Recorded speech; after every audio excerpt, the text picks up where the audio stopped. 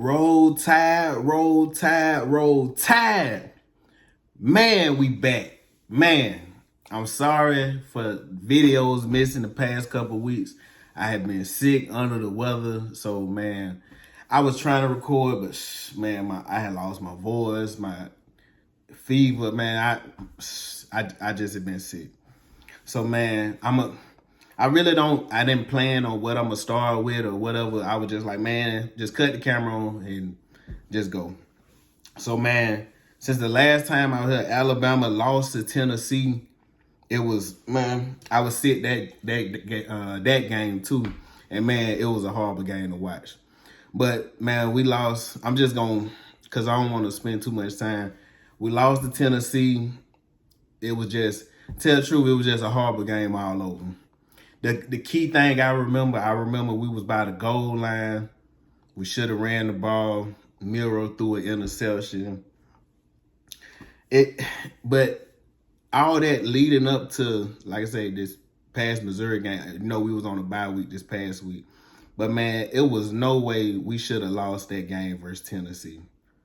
Like, I just don't know, man. That game, I was looking like, I could tell from the beginning of the game, once we threw that interception at the goal line where we should have ran the ball, and we would have easily scored. I'm just like, man, we got some fundamental things that the team needs to work on.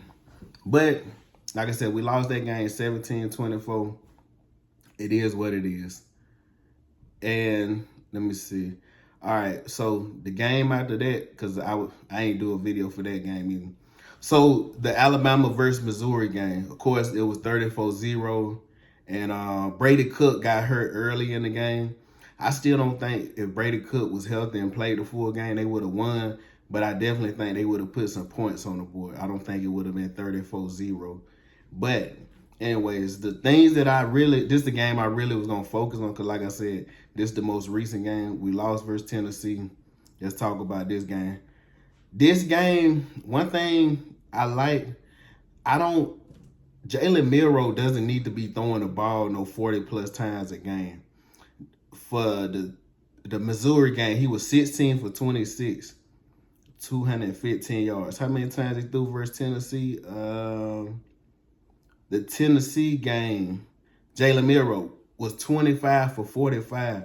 There's nowhere in this lifetime Jalen Milroe needs to be throwing the 45 times.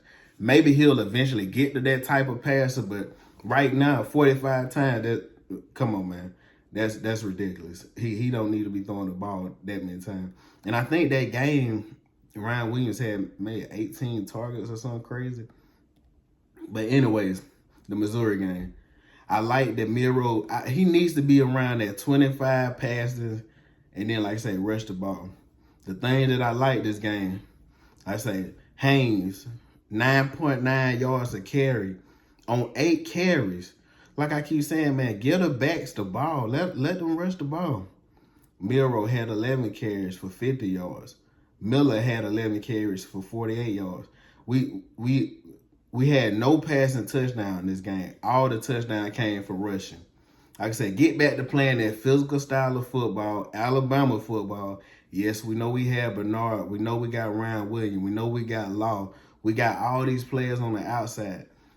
It's cool that we can pass the ball, but Kalen DeBoer, don't get into such a pass happy that you just abandon the run. Like, you still got to play physical football. And the thing that I did like, even though, like I said, Brady Cook got hurt, so the backup came in. Man, the defense, I love the way the defense was playing. The defense was getting turnovers. They was, like I said, playing aggressive. And you could tell that they was making a decision to get more pressure on the QB. They were sending blitzes. They was doing more exotic pressures. Like, I seen that game that I was like, you know what? We finally starting to get back to playing our brand of football. And like I said, it was 34-0. So it wasn't too much to say about that game. Like I said, I liked it. But like I said, we got LSU coming up. And hold on. Because right now they got us ranked 11th, LSU 14th. And LSU, hold on, let me look at something quick. Yep, that's right. LSU had got the beat to sleep by Texas A&M. But anyways, we got LSU coming up. This game, this is gonna tell me where are we going in the season. Are we going backwards or are we going forwards? Is we finna be a team that's we're nowhere near in contention, or are we competing for a championship? Because from what I've seen so far this year, the Georgia game being Alabama highlight moment, we've showed that once we on our A game, we could compete with anybody. But when you're playing lackluster like we had these past couple weeks, and like I said, besides the Missouri game, and even that game, we still made mistakes. They still should have won by, we easily could have scored 50 that game. But the LSU game, I feel like, and then like I said, of course, it's in Tiger Stadium. We always, that's our home away from home, really. But, like I said, Alabama versus LSU, I feel like this game, Milroe, I feel like Milroe, this may be his best passing game this game. And the only reason why, because LSU is pretty good at passing the ball. They have Lacey, they have weapons. And Alabama cornerbacks haven't shown that they're able to get, locked down. And they've let teams beat them over the top. I'm thinking the score of this game, I feel like it may be a little high score. I'm feeling Alabama around 41, LSU 31-28. I'm feeling around there somewhere just because LSU offense is good. And like I said, they can get hot, they can make plays. And Alabama haven't shown that they can just shut down a offense that's firing on all cylinders. Like I said, the Missouri game, Brady Cook was hurt. So you can't take too much credit for shutting down the backup because he was just horrible anyways. But like I said, I think this game is going to be like a 41-28-31 game. I think Alabama is going to, like I say, Ryan Williams going to get involved early. I think Kalen DeBoer realizes this game is pivotal. You can't go 6-3 right now. You can't. You already lost 2 games, especially one game you definitely should have lost. That game versus Tennessee, you definitely should have lost. So you can't afford to lose any more games right now, or you have a chance of missing the 12-team playoff.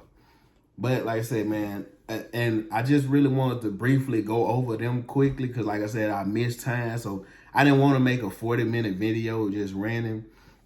One thing I did want to talk about before I got out of here was kind of the landscape of college football as well. So, the Georgia-Florida game last week, man, me and my buddy Hobbs, he's a Georgia fan. I haven't talked to him about this Florida game, but man, it was real interesting because, man, they really surprised me because, man, Carson Beck threw for 309 yards, but 3 interceptions.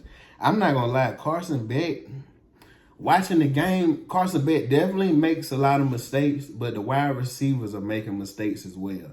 The wide receivers are not, it's sometimes, it always going to show up on the stat sheet as an interception for the QB. But if the quarterback throws the ball there and you're supposed to be there and then it's a miscommunication, it's really not on the quarterback. It's on the wide receiver. But like I said, it's always going to show up on the stat sheet for the quarterback. But just looking at the game, I was like, you could just tell Georgia they don't have no standout running back. ETN probably was supposed to be there, but looking here, he had 7 carries for 31 yards, average 4.4 yards a carry. Frazier had 19 carries, average 4.3 yards a carry, which is not horrible, but it's still not the best. And then Florida literally had no offense this game. I'm none at all, and they still lost 20-34. It was leading leading the whole first half, and then lost the lead, I think, in the third quarter. And you could just tell, I'm like, man, this year in college football, I really don't know, like, who's going to be the team at the end to win it all. I don't even know the two teams that's going to win the championship. Because week to week, like right now, the best team, you would obviously have to give it to Oregon just because, they're undefeated. They beat Ohio State. But I still don't know, because Ohio State, to me, don't look, that $20 million roster, it don't look like it's worth $20 million. But like I said, because Ohio State these past couple of weeks, they haven't looked the best. And like I said, at this point, I don't know who's going to win. But this week coming up, we'll learn a lot. We got, like I say, Ole Miss versus Georgia this weekend. And then, like I say, then after that, Georgia got to play Tennessee. And then, like I said, we'll see what goes with that.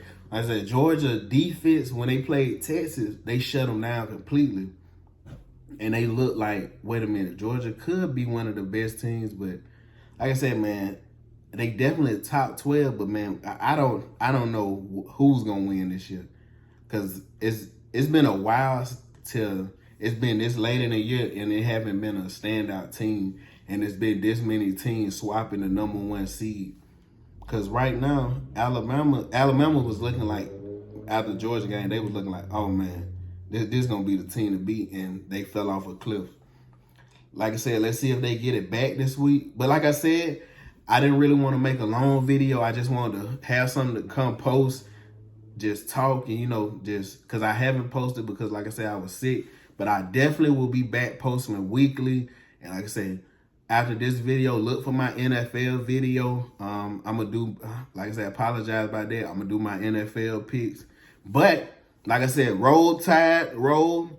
We getting back on the ball this weekend. Like I said, let's go beat the Tigers, man. And, hey, let's go get a dub. Mizzy out.